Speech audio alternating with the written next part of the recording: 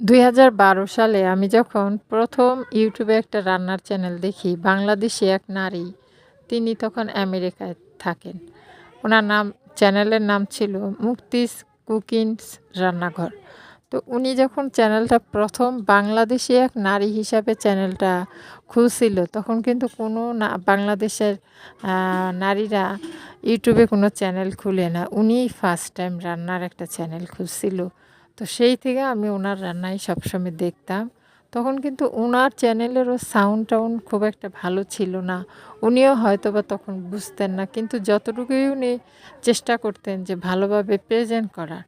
তো আসলে সবাই কিন্তু সব জিনিস পারে না। কিন্তু এখন কিন্তু উনি আস্তে, আস্তে অনেকটা মানে খুবই পরিবর্তন হইছে। এখন ডিভাইস পরিবর্তন হইছে। এখন সব মানে সবকিছুই পরিবর্তন। মোবাইল আগে তো আর এত ভালো মোবাইল, এত দামি মোবাইল সবার থাকতো না। এখনো অনেকের নাই। আছে। সবার হাতে, হাতেই এখন অ্যান্ড্রয়েড ফোন। আগে তো এতটা ছিল না। তো যাই হোক আমার ক্ষেত্রেও তখন এরকমেরই ছিল। অ্যান্ড্রয়েড ফোন ছিল অত দামি